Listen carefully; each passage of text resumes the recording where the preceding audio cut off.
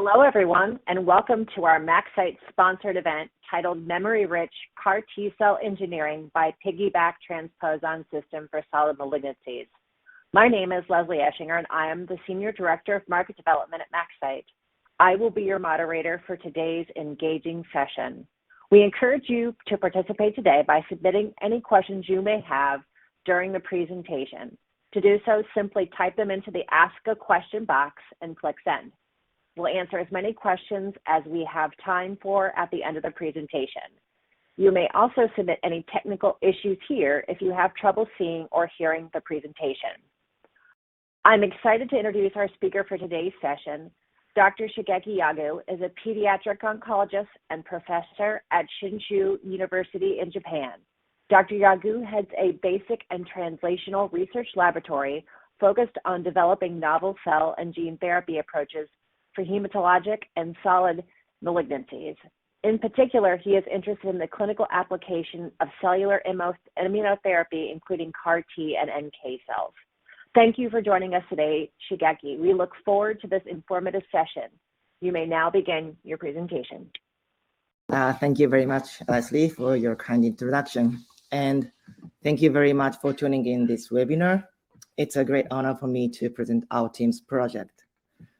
So today I will talk about the overview of the transposon-based CAR T-cells, especially piggyBac transposon-based CAR T-cells, mainly focusing on its manufacturing process and their characteristics. Here's my disclosure. So let me begin with the basic background of CAR T-cell-based immunotherapies. Basically, cancer cells arises every day, every time in our body, but the T-cell surveillance can get rid of them. And how does it happen?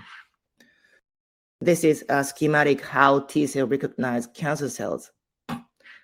Tumor-associated antigen is expressed on MHC class I molecule, and T-cell receptor recognize this antigen and MHC complex, then form another complex with CD3 molecules. And this MHC TCL complex will give an activation signal to T cells to produce Th1 cytokines.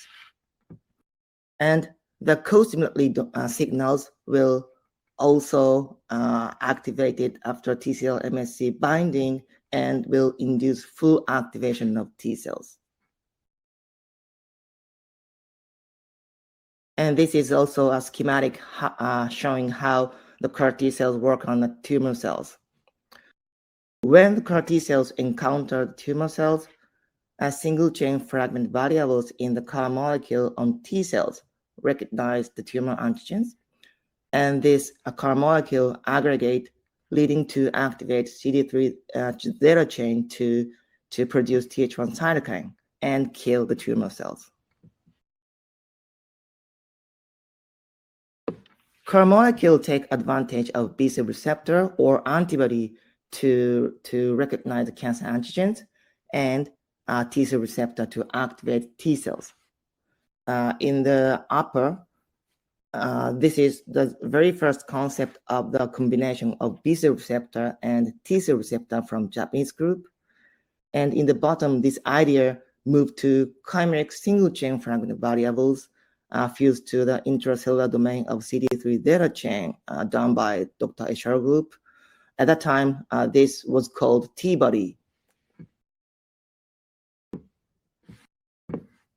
This is a structure images of CAR molecule. The antigen binding site of CAR molecule can be generated by mimicking monoclonal antibody for tumor-associated antigens.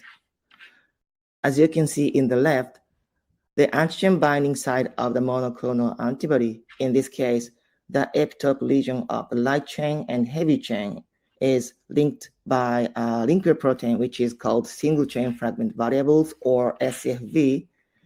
And this SCFV lesion was combined with transmembrane domain and CD3 zeta chain. This is the first generation CAR, and this first generation CAR molecule did not fully activate T cells because the molecule lacked co-stimulatory domain. So the second or third generation CAR was combined with one or more co-stimulatory domains in the CAR molecule, which can fully activate and induce T-cell expansion when the CAR molecule recognizes the antigens.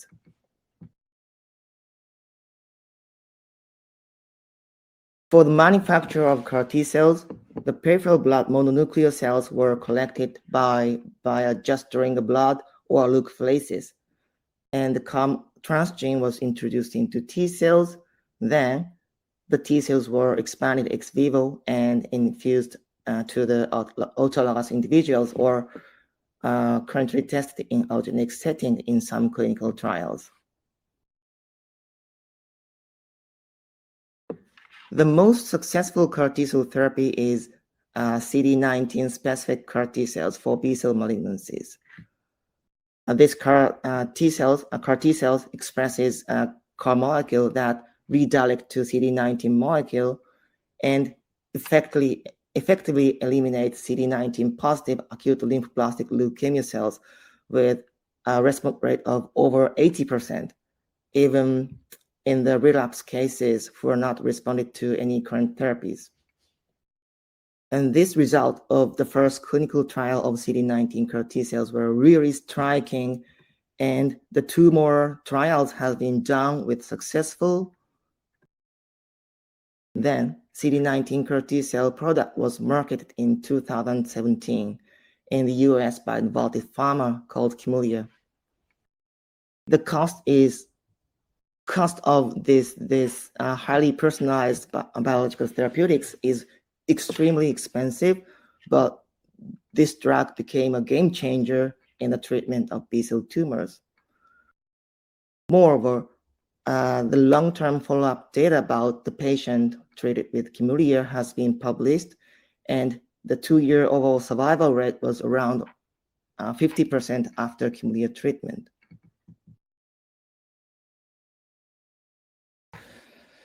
So the CAR T-cell therapy achieved spectacular success in the treatment of B-cell tumors. So what is so special about B-cell tumors? So B-cell tumors have a strong and unique antigen that is presented in the presence of ample co-stimulation. However, if we try to see what happens in the case of solid tumors, we have very few antigens that are strong, unique, and consistently or stably expressed. And what's more, the tumors lacks co-stimulations and harbors an actively hostile tumor microenvironment that impair the function of CAR T-cells. The characteristics of CAR T-cells, including the ratio of memory or effector T-cell, greatly influence the function of CAR T-cells.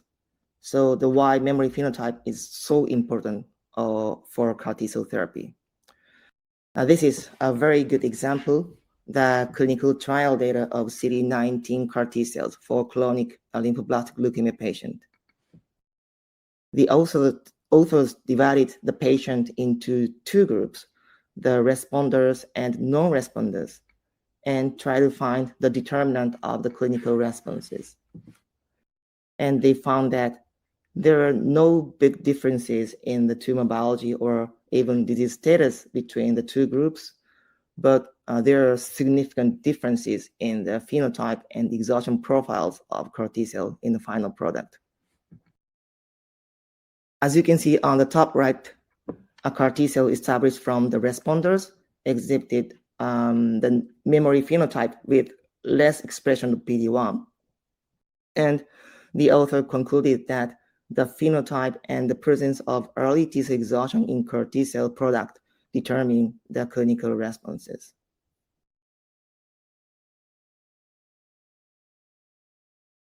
And as you noticed, most of the CAR T-cell product were engineered by viral gene transfer, like retro or lentiviral gene transfer.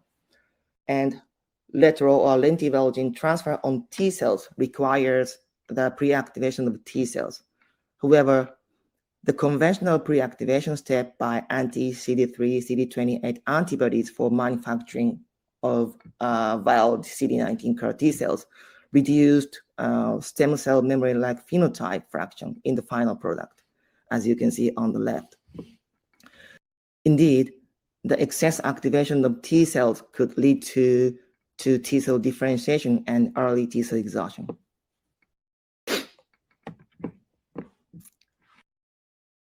The differentiation status of CAR T cells is strongly correlated to the function of CAR T cells. And the CAR T cells with stem cell memory-like phenotype, as you can see on the left, which has high proliferation capacity and longevity in the body, possesses durable antitumor function. On the other hand, the effector-like CAR T cells showed rapid cytotoxicity, but in turn, this cytotoxicity is basically transient, and these cells soon became exhausted and lose their functions. Importantly, the excess activation of CAR T cells induced differentiation, and the differentiation status of CAR T cells can be greatly affected by the manufacturing process. So the researchers made a great effort to produce memory-rich, less exhausted CAR T cells through various modifications as listed here.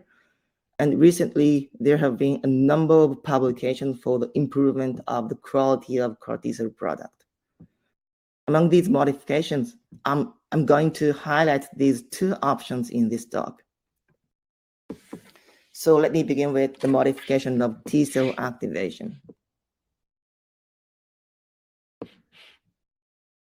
The signaling pathway of T cells can be explained in these three signals.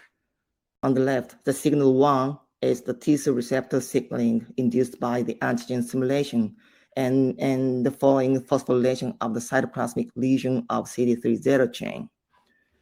And this signal 1 is further enhanced by signal 2 co-stimulation and signal 3 cytokine or chemokine signals.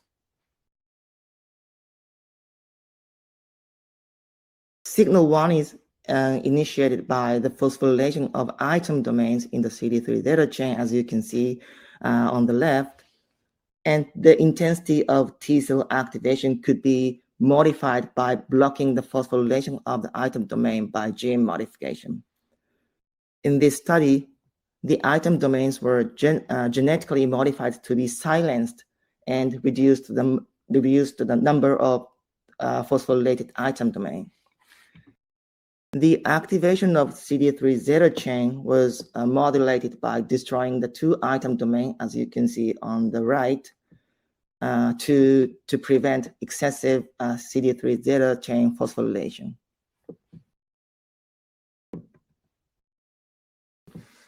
This is in vivo antitumor activity of these modified CAR T cells.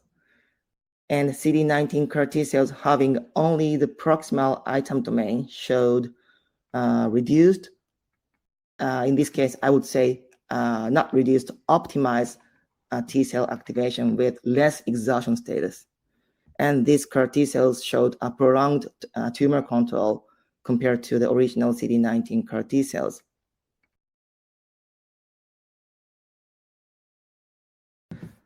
So we have tried to control the T cell activation by modifying the downstream pathway of T cell signaling.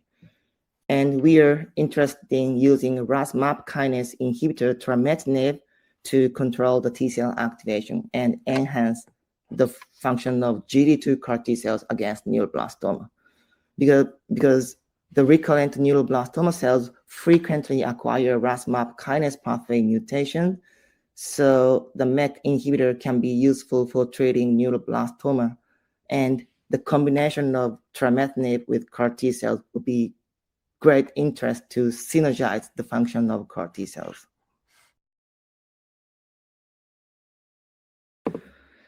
As you can see on the left, this is a real-time cell analyzer data that shows the proliferation of neuroblastoma cells co-cultured with GD2 CAR T cells and also trametinib added at the different time point. The tumor cell grew in the analyzer, as you can see, as a red line, and this tumor cells were killed by GD2 CAR T-cells soon after GD2 CAR T-cells were added to the tumor cells. But interestingly, when trametinib was added to the co-culture, trametinib immediately controlled to the function of GD2 CAR T-cells.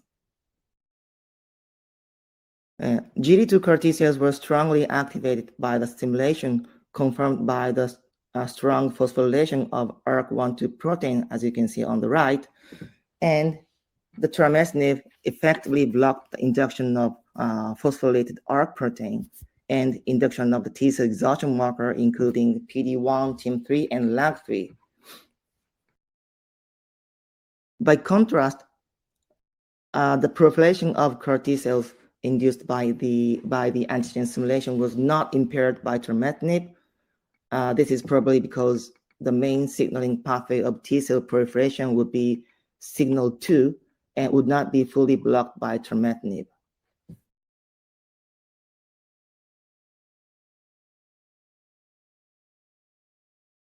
So we hypothesized that the control activation of GD2 CAR T-cells by trametinib would enhance the in vivo function of GD2 CAR T-cells.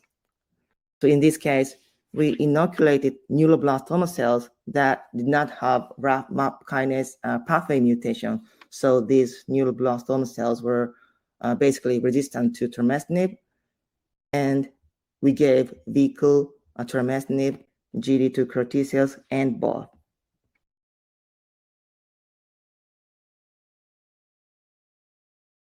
So in this trial, we gave just 2 million of GD2 CAR T-cell. That is a relatively low number in this kind of experiment setting.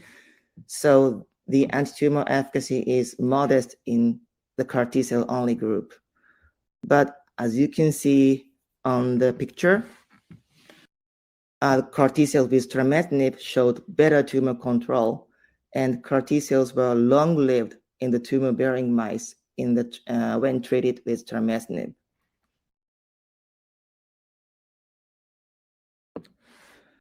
Okay, so the transient inhibition of CAR signaling has been deeply investigated to block the excessive T-cell activation and following exhaustion. In this paper, the researchers used dasatinib to modify the T-cell activation, and they clearly show that the exhaustion in CAR T-cells is promoted by excessive CAR signaling, and the transient inhibition of CAR signaling by dasatinib reverses phenotypic hallmarks of exhaustion by remodeling transcriptionally and epigenetically, and that restores the anti-tumor functionality of CAR T-cells. So the combination strategy of CAR T-cells with molecular targeting drug would be an appealing option in the future.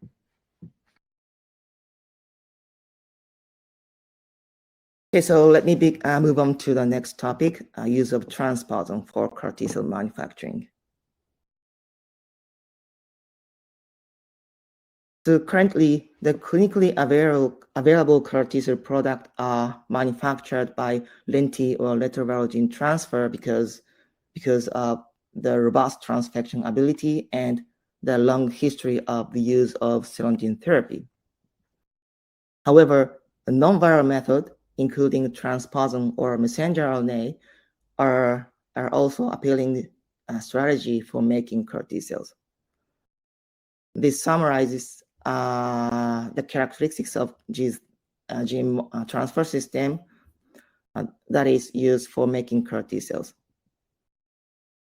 The transposon is less immunogenic with no need for T-cell activation, so that probably preventing T-cell exhaustion and affordable manufacturing cost than viral CAR T-cells. The possible drawbacks of transposon-based gene transfer into T-cell would be the relatively low transfection efficiency.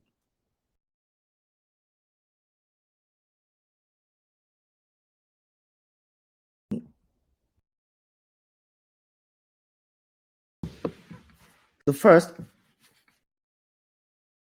the type of cells, the activation method before electroporation, and the type of transposase dramatically influence the efficacy of the engineering.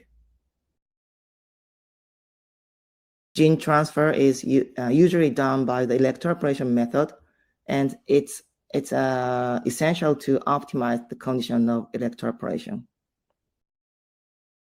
And the post-activation of electroporated T cells, cytokines, or the medium after gene transfer also affected the efficacy of the manufacture and quality of the final product.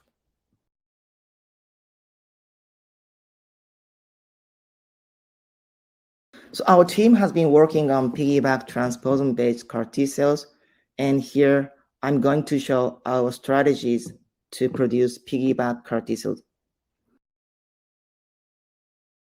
So basically, we don't use pre-activation step. We just use resting T cells to prevent the exhaustion of T cells by intense stimulation with CD3 antibodies. The most preclinical studies use hyperactive transposase to increase the transgene insertion, but we chose original piggyBac transposase to reduce the excess integration to the genome. So to maximize the transfection efficiency, the optimization of electroporation is critical. And in general, the cells could be damaged by electroporation and following strong activation and susceptible to activation-induced cell death. So we use antigen-presenting fetal cells instead of the use of CD3 antibodies. And also we use IL-7 and IL-15 supplementation to support the expansion of electroporated T cells. And all of these steps can influence the final product, not only the manufacturing efficiency, but the characteristics of CAR T cells, including the phenotype, function, and safety profiles.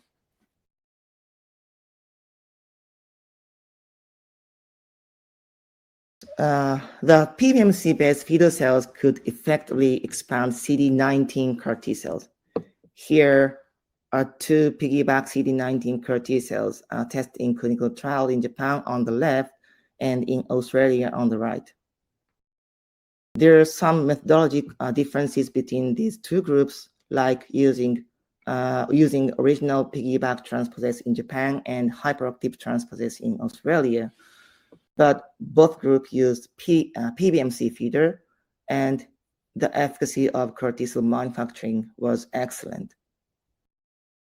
So probably the supportive effect of PBMC fetal cells could be explained by B-cell fraction that expresses CD19 antigen and co-stimulation. Therefore, the B cell would be a suitable antigen-presenting cells for making CD19 CAR T cells. In other words, the further modification should be needed to apply PBMC fetal cells to the other CAR T cell manufacturing.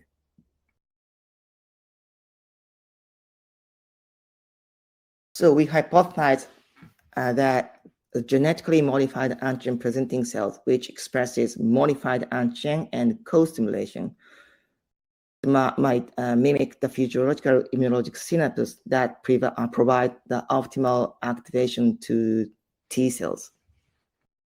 So to prove this concept, using EPHB4 specific CAR T cells as a model, we developed autologous PBMC-derived fetal cells, which overexpresses the modified antigen and recombinant T cell activators like co-stimulation. And using these fetal cells, we stimulated CAR-transduced T cells. So we have tried to establish piggyBac CAR T cells targeting EPHB4, which is a cancer antigen widely expressed in various tumors, but limited and scarce expression in the normal tissue. By using genetically modified PBMC fetal cells expressing antigen and co-stimulation, just to mimic the supportive effect of B cells for the CD19 CAR T cells manufacturing. So in this case, we divided PBMC one for CAR T-cell manufacturing and the other for fetal cell manufacturing. Then we overexpress truncated EPHB4, CD80, and 4-1BB ligand genes on fetal cells. In this case, we have optimized the electroporation protocol of DNA transposon plasmid into non-activated resting T cells with a big help of MaxCyte team. And finally, we got an optimized electroporation conditions and the following expansion protocol. We could obtain over 70% of CAR-positive T cells with dominant CD8 positive and stem cell memory-like phenotype defined as CD45LA CCL7 positive fraction. And notably, these T cells have scarce PD-1 expression, as you can see.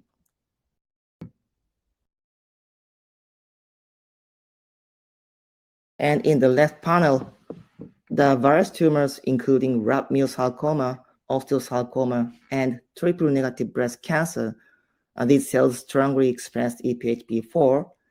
And when these tumor cells were co-cultured with EPHB4 CAR T-cells, the tumor cells completely eliminated by EPHB4 CAR T-cells, as you can see in the right.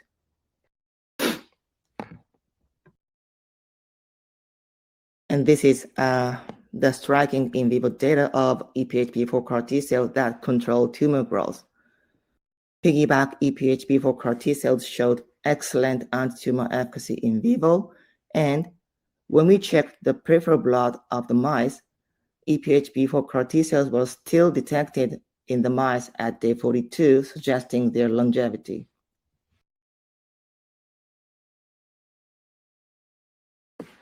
To apply our manufacturing process for clinical use, we established a GMP-compliant large-scale manufacturing of EPHB4 CAR T-cells. So in this case, we collected PBMC by leukapheresis and FICO gradient centrifugation, then introduced the CAR transgene by the GMP-compliant electroporation machine, MaxCyte GTX, and they expanded these cells for 14 days in the cell processing center under the standard operation procedure. Here is the representative phenotype data of the clinical grade EPHB4 CAR T cells. And CAR T cells, CAR positivity was 50 to 60%, as you can see in the left. And these T cells were predominant for stem cell memory-like phenotype with less expression of PD-1, which is consistent with our lab scale manufacturing as shown previously.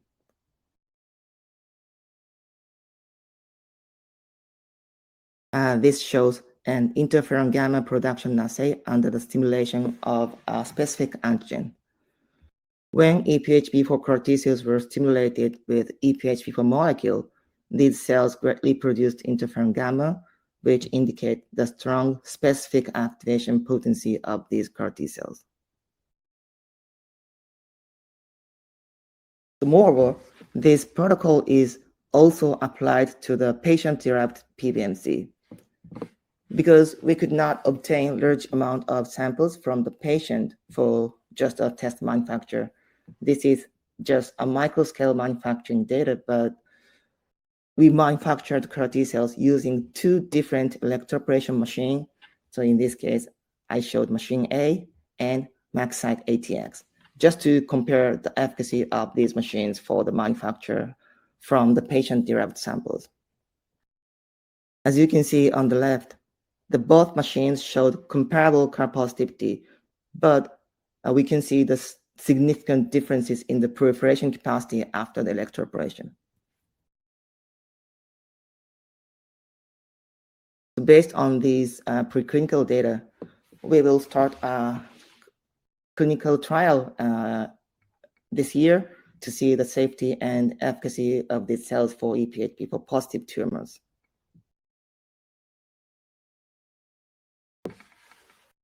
So we have intensively investigated piggyBac CAR T cells with another target, including CD19, GD2, EPHB4, and FLAT3. And we got consistent result with a high population of stem cell memory-like phenotype with CD45 allele expression from just around 30% of CD45 positive PBMC materials. So why are our CAR T cells enriched by CD45 allele positive memory-like T cells?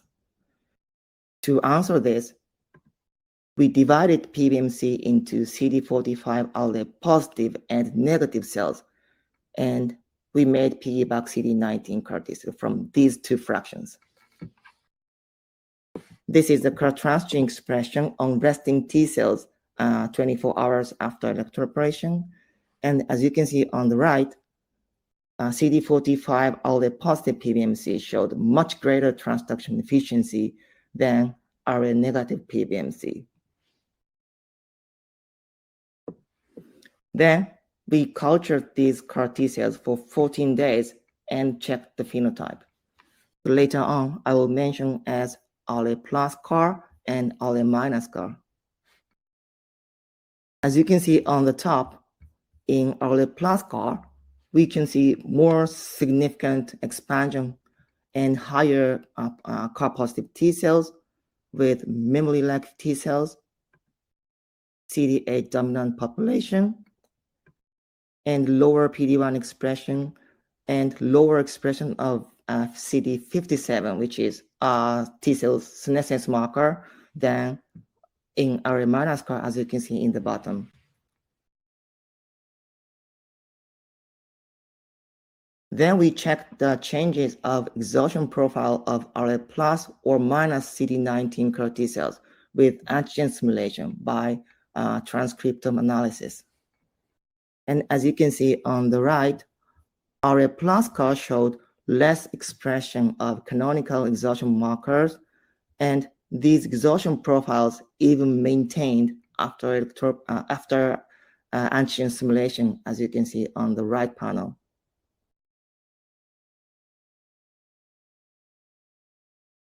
We also evaluated exhaustion profile of RA plus or RA minus CAR during multiple tumor rechallenges.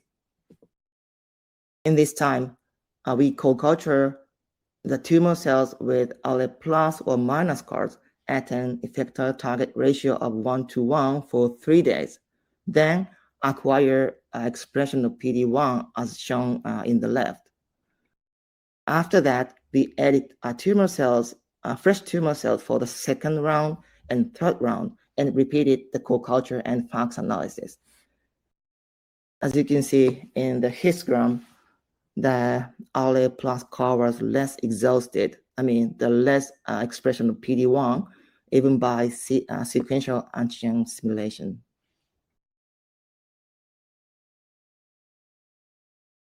Then we performed an in vivo stress test in which CAR T cell dosage was lowered to the functional limit so that these T cells should be maintained and expanded in vivo to achieve the anti-tumor efficacy. And as you can see on the right-hand side, RA plus CAR groups showed better tumor control. Then we evaluated the expansion of CAR T cells in vivo by a sequential bone marrow aspiration of the mice. In the 2 long-lived mice treated with RA plus CAR T cells were expanded even day 50 after treatment. This reflects the characteristics of the memory-like phenotype and the longevity in the body.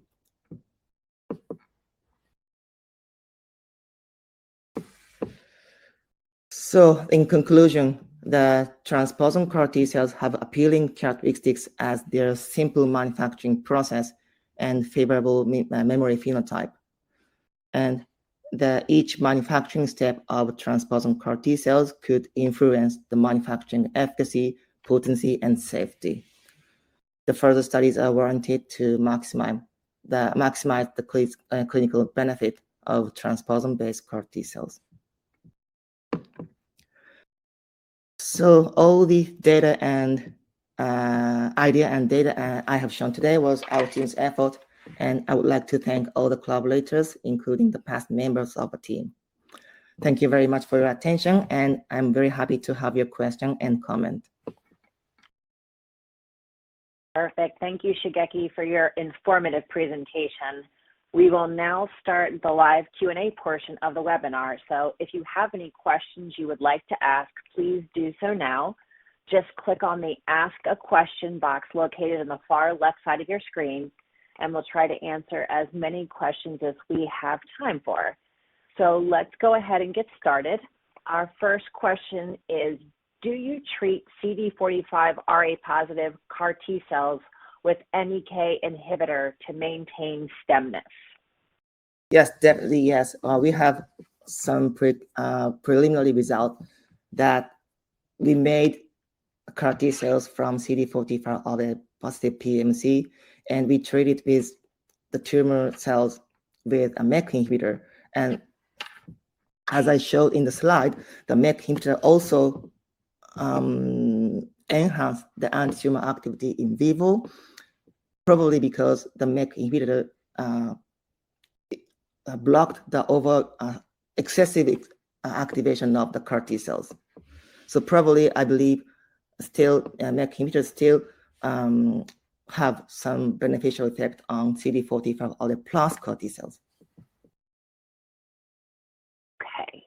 Next question. What is the mechanism behind the preferential transduction of piggyBac vector into RA positive PBMCs? And additionally, how can RA positive CAR T cells be applied in the clinical setting? This is very good questions. So actually, we don't have solid data to prove the primary mechanism by which the piggyBac transposon selectively integrate into RA plus PBMC. But basically, the efficiency of electroporation is greatly influenced by the cell size or the proliferation status of, or the activation status of the T cells. So I believe the RA plus T cells may possess certain characteristics that make them more susceptible to electroporation. So in fact, when we introduced DNA plasmid containing GFP without transposon, just DNA plasmid, RA plus PBMC showed a better transfection efficiency than RA minus CAR T cell PBMC. So probably the characteristics of the RA plus PBMC could be a key factor. And we have obtained a consistent result in the manufacturing of RA-rich CAR T cells, regardless of the electroporation device. Okay, thank you. Are there any differences in genome insertion profiles between the piggyBac engineered and virally engineered CAR T cells? Yeah, we have checked gene insertion of our piggyBac CAR T cells, and the gene insertion profile of retro CAR T cells were widely published, and we have no differences in the gene insertion profile of piggyBac and retro CAR T cells, and we don't see any preferential integration to the specific site of the genome in the piggyBac transposon CAR T cells.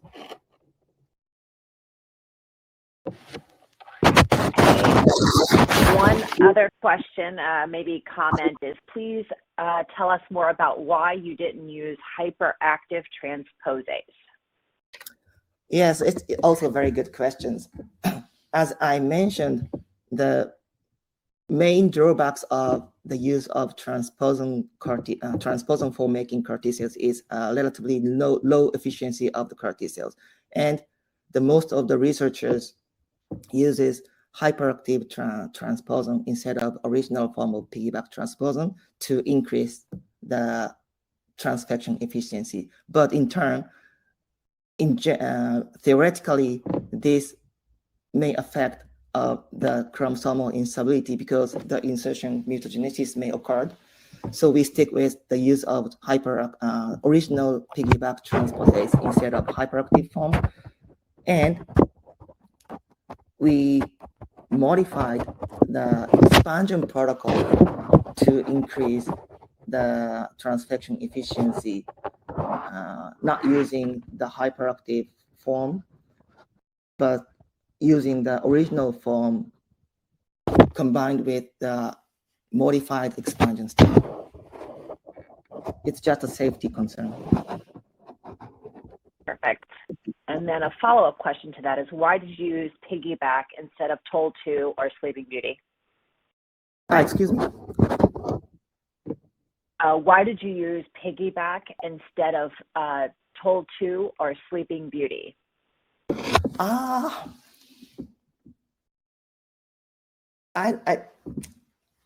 don't have any specific reasons. We just familiar with the piggyBac transposon.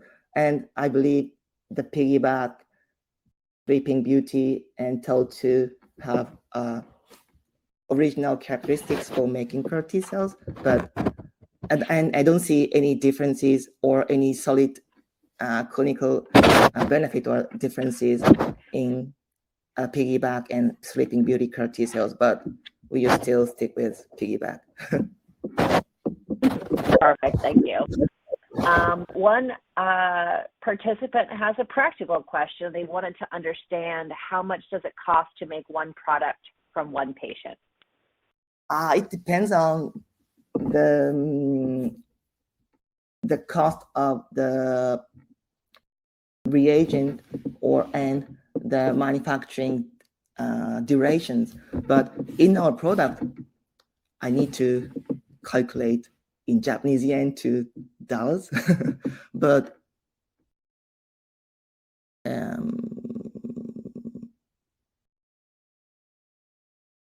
it takes a long time to calculate the Japanese yen to dollars, but it's far less than the cost of the retroviral CAR T cells. Maybe. Thank you. Yep. We won't have you do any complex math tonight, I promise, Shigeki. We can go on to the next question. How is the transfection efficiency without activation compared to with activation? It's also a very good question. We tried to introduce some CAR T cells using the activated T cells, but these T cells were introduced in CAR transgene after the electroporation, but soon after they got exhausted and showed activation in the cell death. So finally, we got no live cells during expansion. So that's why we switched to use non-activated T cells, because probably the activation may have some benefit, but also activation may induce the cell damages after the electroporated T cells. Another question is, during day 14 culture, do you activate the CAR T cells or how do you maintain them? Yeah, actually, I stimulate CAR T cells once, only as I shown in the slide, on day 3, on day 1 by the antigen presenting fetal cell. Then let them grow for 14 days. That's enough for our CAR T cell manufacturing process. Perfect. And what are some of the key challenges associated with improving the long-term functionality of CAR T cells?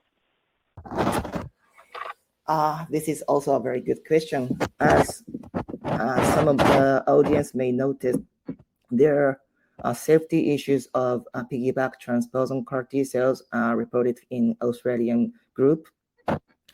And the researchers found 2 CAR T cell derived lymphoma patients in their clinical trial. But still there are no reasons why the T cell lymphoma derived in the specific clinical trial, because they use hyperactive transposase for manufacturing CAR T cells, but another group also uses hyperactive transposase for their clinical trials, and there are no safety concerns in the another clinical trial. So we need to definitely we need to improve the manufacturing process, more safety, or the CAR T cells got more safety profile. But again, we need to establish very reliable process in a clinical trial to see the long-term functionality. And in our ongoing or upcoming clinical trial, we screen the patient by radiological imaging, including the PET scan, to eliminate the chance of the secondary malignancies. That is probably needed in an early stage clinical trial. Well, you just answered one of my other questions about the long-term safety concerns, and so we won't go to that question. And then I think you already asked something similar to this, but I want to make sure I get to the point. So why CD45RA had a higher transduction ratio than the CD45RA negative cells, and did you find a similar outcome using different CAR molecules? Yeah, actually, I don't have the data, basic data why CD45RA have susceptible to the electroporation, and also we are now trying to find out if there is another cell fraction that is susceptible to CD40, like CD45RA positive cells. But as I mentioned earlier, probably the electroporation efficiency depends on the activation status or the cell type and the proliferation status. So maybe there should be some critical characteristics that is susceptible to the electroporation, and we are still investigating to find these kind of T-cell fractions. Great. Another one came in. Do you have your own patents around your transposon-based manufacturing platform? Yes, actually, yes. There are no patent on the original form of piggyBac transposon, but as I mentioned, it is quite important for the piggyBac transposon manufacturing to establish optimized expansion protocol. So we have some patent for our manufacturing process of CAR T cells. Perfect. And I think we probably, I don't see any other questions coming in. So we'll give it a couple more seconds and see if there's any more questions. Feel free to type them into the Q&A box. And I guess maybe if we do, yeah. More question I didn't answer. The number 4, did you notice any differences between electroporation system? You can certainly answer that one. I didn't know if you wanted to answer that one or not, but you can certainly answer that one. I talked in the slide. So we have compared the several electroporation system. Each electroporation system have our own characteristics, but we can definitely see some differences in terms of the electroporation, in terms of the transfection efficiency or the persistency after the electroporation. And currently we chose MaxCyte. Its best characteristics in the combination with our expansion protocol. Perfect. And then it looks like we have another one that did come in. How much can the cost be reduced by using transposons? Okay, so probably the cost of GMP compliant viral gene vector should be very, very much expensive, but And this induces the cost of the CAR T-cell product.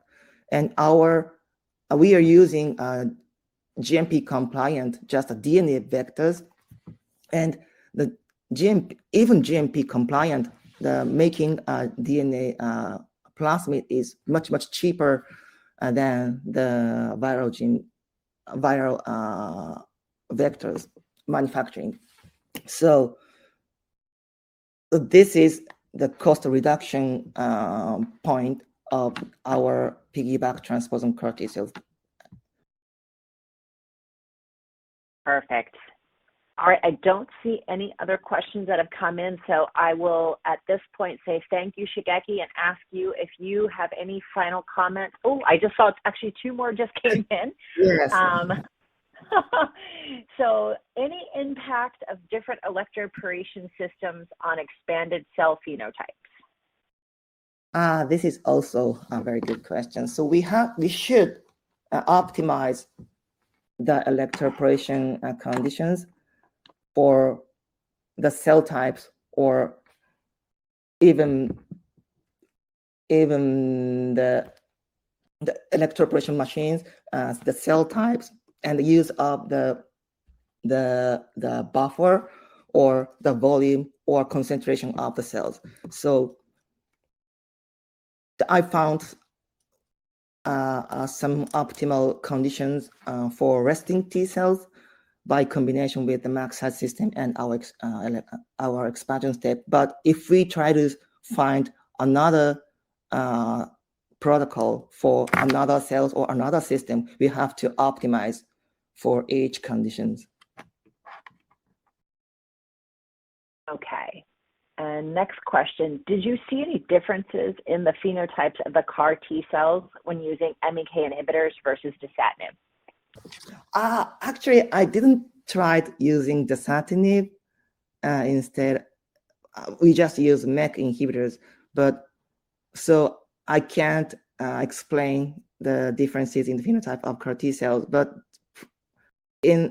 we have a very much more the memory-like T cells when we use a MEK inhibitor for manufacturing CAR T cells.